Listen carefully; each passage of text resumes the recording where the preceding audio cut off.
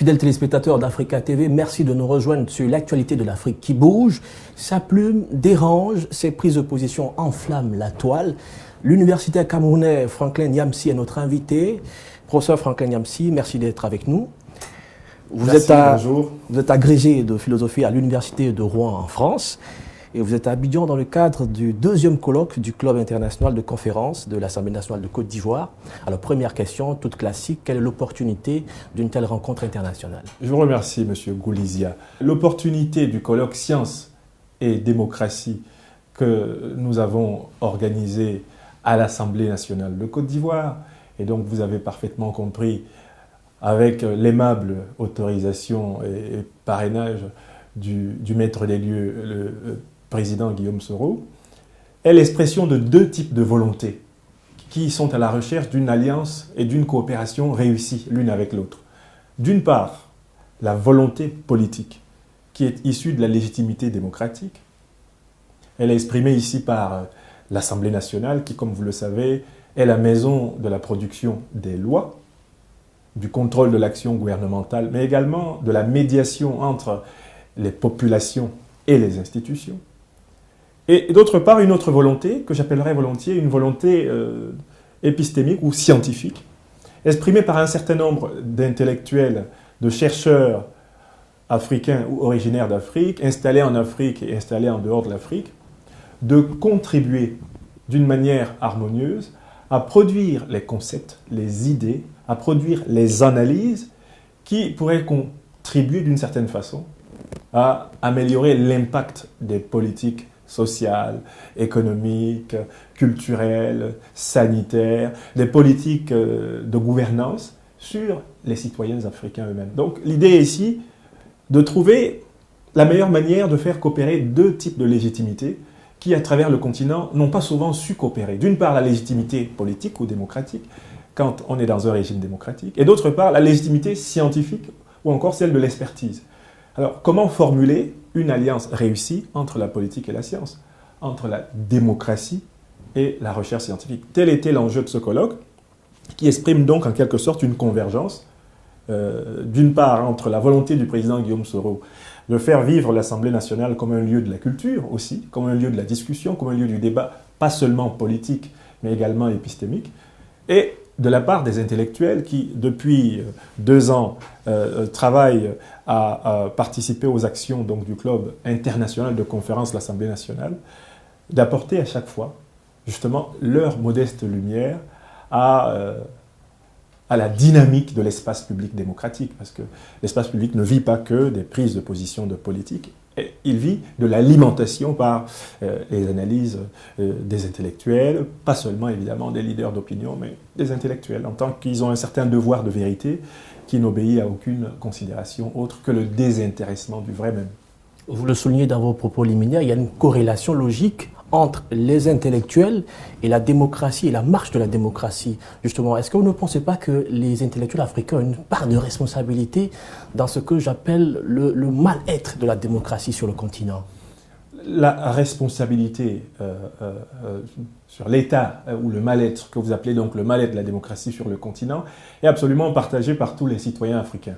Nous sommes tous responsables, chacun en fonction de son niveau de compétence et son niveau d'engagement économique, culturel, social, politique. Nous sommes tous responsables de ce qui se passe au cœur de nos sociétés, des sociétés dans lesquelles nous vivons, dans lesquelles nous avons nos familles, nos amis, dans lesquelles nous avons nos investissements. Nous avons tous, d'une manière ou d'une autre, une part de responsabilité. Alors, quelle est la responsabilité des intellectuels? L'erreur qu'on commet souvent, justement, et c'est l'une des choses que le colloque a pu démontrer aujourd'hui, dans la matinée comme dans l'après-midi, lorsque le professeur Yacouba Konaté de l'Université d'Abidjan est intervenu, ou moi-même, ou le professeur Thomas Poirier de l'École supérieure des affaires de Paris, enfin le professeur Samir El Marouf de l'Université de Rouen. Ce qu'on a réussi, je pense, à établir très clairement, c'est que l'idée de l'échec des intellectuels est une sorte d'arbre qui cache la forêt. Ce n'est pas parce que les intellectuels ont échoué ça et là à traduire certaines de leurs idées en réalisation politique que ça veut dire que leurs idées étaient fausses. Il y a des idées qui échouent, non pas parce qu'elles sont fausses, mais parce que le contexte dans lequel elles sont produites est réfractaire à leur réception. Donc voilà déjà ce qu'on peut appeler les échecs qui n'en sont pas, des échecs qui sont liés simplement au fait que le contexte n'a pas permis l'incubation des propositions de ces intellectuels. Mais il y a un deuxième type d'échec. L'échec vient de la confusion entre les compétences d'expertise qui sont celles des intellectuels et les compétences de décision qui sont celles des politiques quand ils ont reçu la légitimité, l'onction démocratique. Beaucoup d'intellectuels, malheureusement, se comportent encore, ici comme ailleurs d'ailleurs, ce n'est pas uniquement une pathologie de la sphère publique africaine, se comportent comme s'ils étaient les décideurs. C'est-à-dire qu'au lieu de s'attacher très clairement à proposer des analyses, à proposer des points de vue, à argumenter, donc à nourrir ce que j'appelle l'archive objective du débat public, bien souvent ils se comportent comme si leur position devait de fait déterminer et dicter la conduite des politiques. Or, les intellectuels ont la légitimité scientifique et non pas la légitimité politique. La légitimité politique passe par l'engagement des citoyens à confier un mandat. Donc ce qu'il faut maintenant faire, c'est d'abord reconnaître la délimitation des légitimités, légitimité scientifique, légitimité démocratique, et trouver justement un mode de coopération harmonieux de ces légitimités-là pour le bien-être de la population, de la société. Et là, alors, il n'y a pas échec dans cette hypothèse-là. Si on réussit à articuler ces deux légitimités, alors comment faut-il le faire? L'initiative de l'Assemblée nationale de Côte d'Ivoire d'héberger comme activité régulière, annuelle, une rencontre d'intellectuels venus de tous les continents, qui viennent éclairer la représentation nationale, l'opinion publique nationale et internationale sur un aspect ou un autre, justement, des questions qui concernent la vie des gens au quotidien. Cette initiative-là n'est intéressante que parce qu'elle laisse précisément aux intellectuels toute la liberté de proposer leurs analyses, la liberté de recherche qui est absolument intéressante, de telle façon que l'intellectuel ne soit pas en quelque sorte un intellectuel croupion, un mouton de Panurge qui répète ce que décide le politique. Mais de l'autre côté, ce n'est pas parce que l'intellectuel doit bénéficier de cette franchise, de cette liberté de l'esprit, qui est la condition de la diction du vrai, qu'il doit se comporter comme s'il avait la légitimité démocratique. Parce que le politique a plusieurs paramètres en main quand il doit prendre des décisions. Il n'y a pas que le paramètre de l'objectivité scientifique. Il y a le paramètre de la conjoncture, par exemple, économique, la dette, les rapports de force internationaux, géostratégiques, l'incompatibilité entre un certain nombre de priorités dans un temps record. Quand vous avez à affronter les problèmes dans le domaine de l'éducation, les problèmes dans le domaine de la santé, les problèmes dans le domaine de la sécurité, vous n'êtes pas dans la même situation que l'intellectuel qui, quant à lui, est capable de faire des analyses très pertinentes et qui est capable de dire « il n'y a qu'à, il ne faut que », avec beaucoup de tranquillité, parce qu'évidemment, il ne s'agit plus de sa sphère de responsabilité. Deux idées sont apparues dans cette affaire. La politique, c'est la sphère de la décidabilité, alors que l'activité intellectuelle est de la sphère de la proposabilité. L'intellectuel propose, sa légitimité s'arrête là. Le politique dispose, dès lors précisément qu'il a reçu mandat des populations pour le faire. C'est cette double critique de la fonction politique en tant que démocratie et de la fonction intellectuelle en tant que proposition de vérité, proposition d'objectivité, que ce colloque a voulu incarner. Vous revendiquez de l'UPC, l'Union des populations du Cameroun, une formation politique très progressiste. Pourtant, contrairement à vos compatriotes, je veux parler de Charles Onana, de Théophile Kouamouo, je veux parler de Kalis Biala, vous avez une grille de lecture différente sur certains sujets de nationalisme. Alors, à quelle sauce avez-vous alimenté votre nationalisme, professeur? C'est une très belle question. Le Cameroun nous a offert ces dernières années un spectacle assez singulier, M. Goulizia. Le Cameroun a offert au débat politique africain des intellectuels, des écrivains, des leaders d'opinion capables d'une très grande volubilité, d'une très grande prolixité quand il s'agit des crises qui se déroulent dans les pays des autres. Les trois auteurs que vous avez cités ne sont pas connus pour la critique de la domination camerounaise. Ils sont connus pour le cas de M. Onana, il s'est occupé du Rwanda, il s'est occupé du Soudan, il s'est occupé de la Côte d'Ivoire. On attend toujours son livre et ses reportages sur le Cameroun. Par ailleurs, M. Onana ne revendique pas l'appartenance à l'Union des populations du Cameroun. Donc, de toutes les façons, ce n'est pas un progressiste du tout. Dans le cas de Mme Beyala, qui s'est illustrée aux côtés de Kadhafi, aux côtés de Laurent Gbagbo et aux côtés d'un certain nombre de dirigeants africains qui ont entonné le chant de la haine de l'Occident quand leurs peuples leur ont demandé de circuler, elle n'appartient pas non plus à la tradition de l'Union des populations du Cameroun.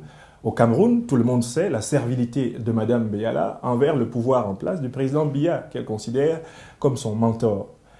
Pour en venir donc au cas de M. Kouamouo, il n'a pas non plus d'état de service en tant qu'UPCiste, il n'appartient pas du tout au progressisme camerounais. C'est un Camerounais qui a été formé comme journaliste en France. D'ailleurs, il est franco-camerounais comme moi, bien que la double nationalité ne soit pas reconnue au Cameroun.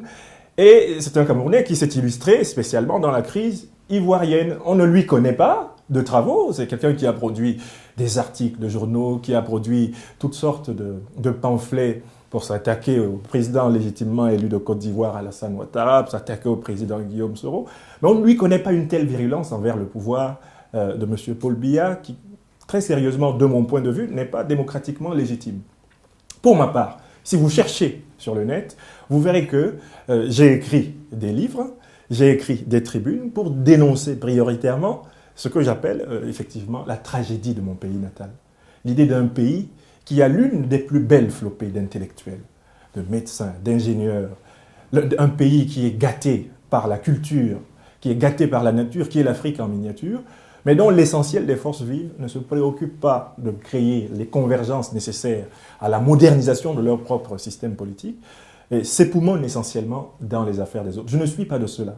Je balaie d'abord à ma propre porte, et balayant ma propre porte, je peux exemplifier effectivement dans les questions qui se posent en dehors de mon pays natal. Maintenant, vous me demandez comment, de quel upécisme je me revendique.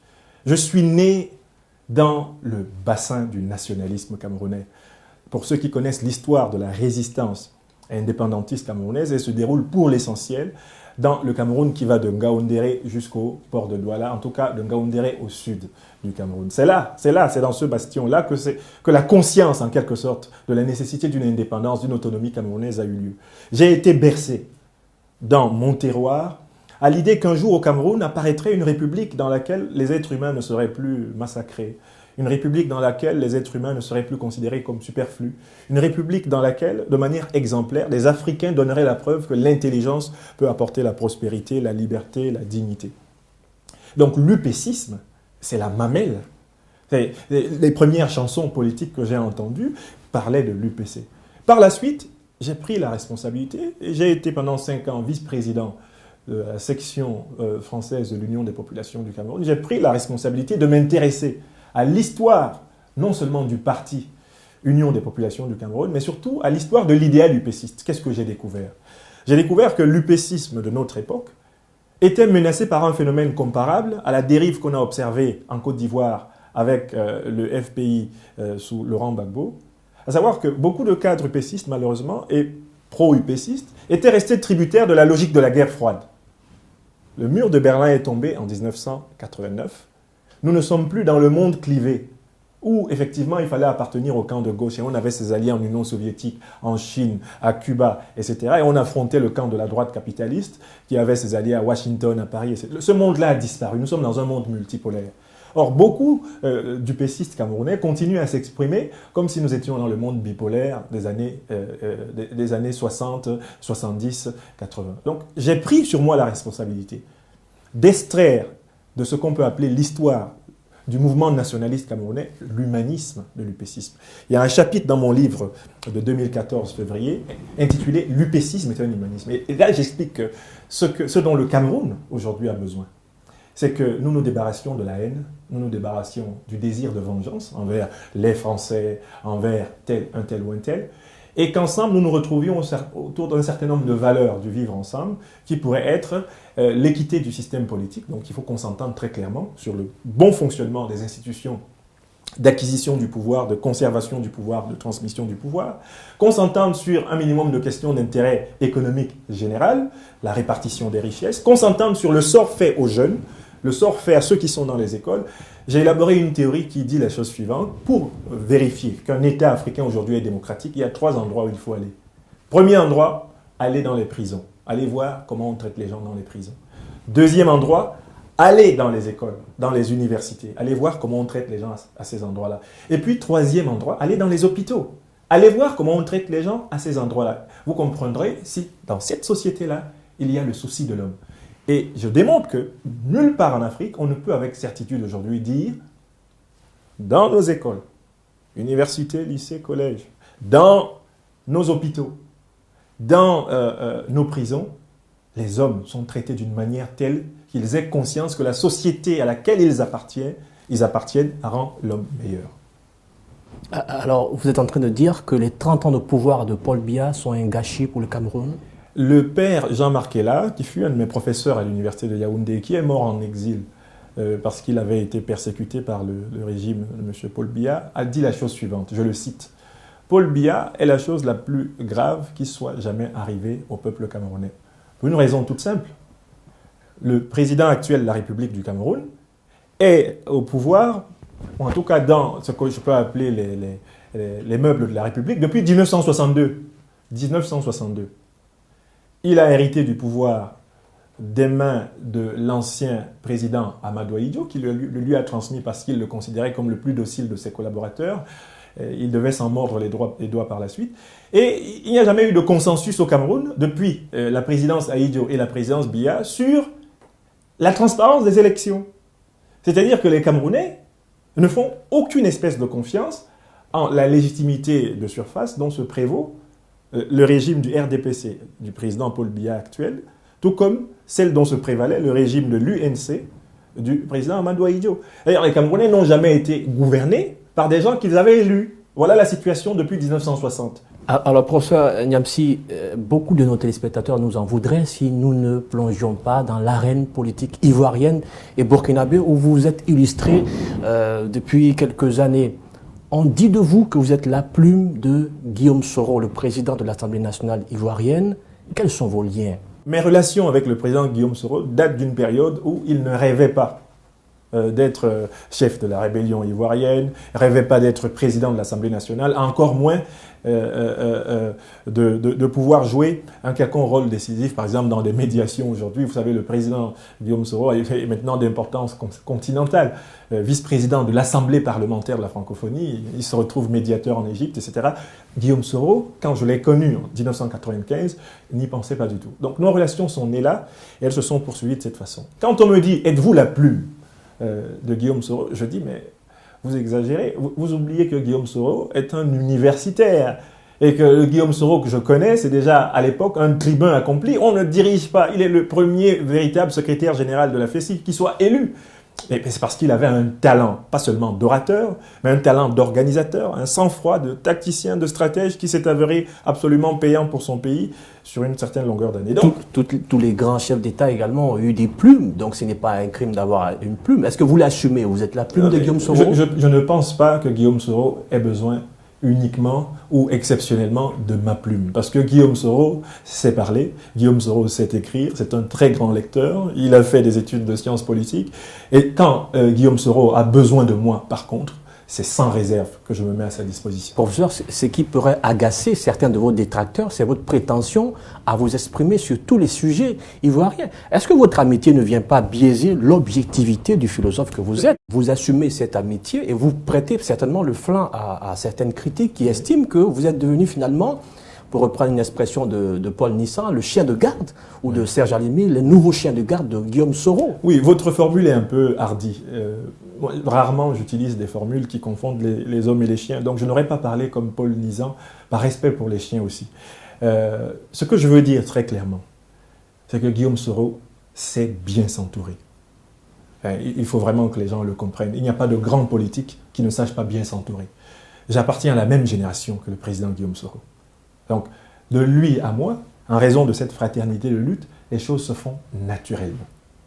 Je n'ai pas besoin d'être dans l'ombre, je n'ai pas besoin d'être un sorcier, certains ont parlé du sorcier nègre, des palais nègres, etc. Je n'en ai pas besoin. Je veux vous dire, c'est une relation faite de simplicité, de fraternité, de lutte. Et pourquoi est-ce que les hommes politiques d'importance comme le président Guillaume Soro ne méritent-ils pas d'avoir des amis? Pourquoi est-ce qu'ils n'ont pas le droit d'avoir des amis? Quand on est un homme politique, Est-ce qu'on n'a pas le droit d'avoir d'amis? Est-ce qu'on n'a pas le droit d'avoir des collaborateurs qui ont des compétences plus ou moins intéressantes? Est-ce qu'on n'a pas le droit à tout ça?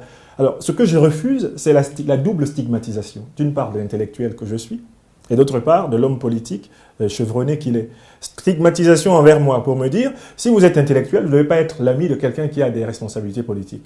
Or, justement, c'est le sens du colloque, par exemple, qu'on a eu. C'était de montrer qu'il n'y a pas nécessairement incompatibilité entre la légitimité démocratique et la légitimité scientifique. Il faut juste trouver le mode de coopération idoine. Est-ce que l'imposition de la démocratie par les armes n'est pas un précédent dangereux pour nos jeunes démocraties en Afrique? D'un point de vue historique, mon cher monsieur Goulizia, il n'y a aucune démocratie qui soit née au monde sans une phase révolutionnaire. Révolution américaine, révolution française, révolution russe, révolution chinoise, aucune démocratie de toutes celles que vous voyez dans le monde n'est née sans qu'il n'y ait eu une confrontation décisive entre ceux qui prétendaient donner la mort de manière impunie et ceux qui ont donné la mort aux donateurs de mort d'une manière légitime, en légitime défense. Donc, je tiens à vous dire que, très clairement, on dit souvent les Africains veulent aller au ciel, mais sans mourir. Ils veulent aller au paradis, mais sans mourir. Moi, j'ai beaucoup de respect pour ceux qui risquent leur vie afin de produire une société plus juste. Et ceux-là doivent être considérés pour ce qu'ils sont réellement, des héros de l'histoire, et non pas des zéros de l'histoire. Les héros de l'histoire, c'est ceux qui exercent le pouvoir de vie ou de mort sur leurs compatriotes, alors qu'ils n'en ont aucune légitimité ni démocratique, ni éthique. Ils ne sont pas en légitime défense, ils sont agresseurs. Dans la situation ivoirienne, ceux qui se sont battus contre l'ivoirité, politisés, génocidaires, criminels, ceux qui se sont battus contre cela ont mis la force au service du droit.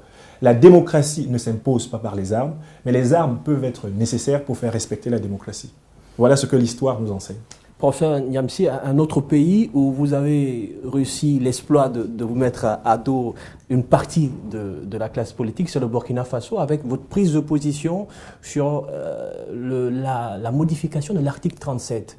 Récemment, le CDP, le parti au pouvoir, a invité le président Blaise Compaoré au référendum. Qu'est-ce que cela vous inspire d'abord? D'abord, ça m'inspire une fois de plus ce que j'appelle un rappel méthodologique. L'analyse politique doit toujours tenir compte de deux choses. Sans doute, d'une part, les principes et d'autre part, les faits. Dans le cas du Burkina Faso contemporain, il ne faut pas simplement se contenter de proclamer des principes, il faut regarder les faits. Quels sont les faits? Certains m'ont fait valoir que je ne peux pas, d'une part, dénoncer au Cameroun le pouvoir illégitime du président Paul Biya qui a tripatouillé, de mon point de vue, la Constitution pour se maintenir au pouvoir, et d'autre part, défendre au Burkina Faso le pouvoir du président Blaise Compaoré, qu'on reconnaît comme légitime. Son opposition actuelle le reconnaît comme légitime, c'est lui qui a gagné les élections précédentes, mais qui ne lui reconnaît pas la légitimité de demander la modification de la Constitution au peuple burkinabé afin d'avoir la possibilité de se présenter à la compétition présidentielle 2015. Je dis que voilà exactement le genre de confusion dans lequel excellent les anticolonialistes dogmatiques. Quelle est la situation? Au Cameroun, il y a un système électoral non consensuel. C'est-à-dire que l'opposition camerounaise n'a jamais reconnu comme étant effectifs les résultats d'une élection présidentielle au Cameroun. Au Burkina Faso, on a des élections présidentielles qui ont eu lieu avec la reconnaissance de la légitimité du pouvoir et de la victoire réelle du président Compaoré. Voilà une première différence. Deuxième différence. Au Cameroun, la modification de la Constitution est faite par le président de la République avec sa majorité à l'Assemblée nationale. Or, la majorité à l'Assemblée nationale, qui est constituée par les députés du RDPC, c'est une majorité croupion.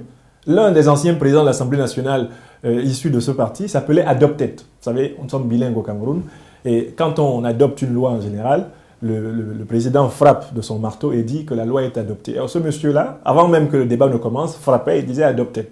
Donc vous voyez, transformer la constitution camerounaise à l'intérieur du Parlement avec une Assemblée nationale qui n'a pas été élue dans une compétition électorale transparente et consensuelle, ce n'est pas la même chose que dans le cas du Burkina Faso, le fait que le président élu démocratiquement, reconnu comme tel par l'opposition, qui a un chef de file, Zéphirin Diabré, le président demande à soumettre au peuple burkinabé, par voie référendaire, la proposition de révision de l'article 37 pour permettre au peuple de choisir très clairement entre une prolongation, à mon avis tout à fait relative, d'un mandat consacré à la transmission et à une transition apaisée au Burkina Faso, permettant donc au président de se présenter à la prochaine élection présidentielle pour faire valoir son rôle en quelque sorte d'accompagnateur de la relève politique burkinabé. Et puis, comment est-ce qu'on peut confondre une proposition référendaire dont la constitution burkinabé, qui est reconnue comme légitime par l'opposition, donne parfaitement l'autorisation. Les articles 161 et 168 prévoient que l'on peut réviser l'article 37. Comment on peut confondre ça avec la démocrature à la camerounaise où il n'y a même pas d'accord de l'opposition sur la légitimité du pouvoir? Donc je dis, ma position au Burkina Faso a consisté à dire ceci. L'alternance n'est pas une fin en soi en démocratie. Ce qui est une fin en soi en démocratie, c'est le respect des lois. C'est le respect des engagements, c'est la possibilité pour le peuple de sanctionner les dirigeants quand ils se sont éloignés de leurs engagements. Un référendum, c'est un événement démocratique majeur. Professeur Niamsi, la question ou la crainte de l'opposition burkinabé ne réside pas tellement dans la légalité du recours au référendum, mais c'est dans le saupoudrage, certainement constitutionnel, auquel on va tendre. L'opposition estime que le président Blaise Compaoré a tous les rouages de l'appareil électoral en main, de telle sorte qu'on puisse organiser une mascarade au niveau du référendum qui ne serait plus la volonté du peuple sur le plan constitutionnel. Est-ce que cette crainte n'est pas justifiée? Je pense que l'opposition n'a pas suffisamment justifié cette crainte pour la raison suivante. Je dis bien qu'au Burkina Faso, l'opposition reconnaît que le président Blaise Compaoré est le président légalement et légitimement élu du Burkina Faso. C'est-à-dire que l'opposition reconnaît que les élections qui ont permis au Parlement burkinabé actuel, à la présidence de la République actuelle du Burkina d'exister, que ces élections sont des élections légales et légitimes. Ça, c'est déjà un point fondamental que vous ne trouverez pas au Cameroun. Parce qu'on est toujours dans cette comparaison qui est souvent utilisée par certains de mes adversaires, voire de mes ennemis, pour faire valoir que je suis dans un chiasme idéologique. La deuxième chose qui est importante pour prouver que, de mon point de vue, l'opposition burkinabé avance des craintes non justifiées, c'est que le système électoral qui a permis une élection légitime et légale, présidentielle, législative, c'est le même système électoral qui va permettre une consultation référendaire objective du peuple burkinabé. Pourquoi voulez-vous qu'un système qui a permis d'élire de manière légale et légitime le président Compaoré et l'Assemblée nationale burkinabé actuelle ne soit pas capable d'organiser un référendum? Je pense que l'opposition a en réalité peur que le peuple burkinabé ne lui inflige un camouflet. Car cette opposition, de qui est-elle faite? Elle est faite de personnes du sérail, principalement du président Compaoré, et c'est valable jusqu'au chef de file de l'opposition. Ce sont des personnes qui ont eu leur visibilité, qui sont apparues dans le champ politique burkinabé parce que le président Blaise Compaoré l'avait voulu. Alors, est-ce que ces personnes vont incarner une alternance?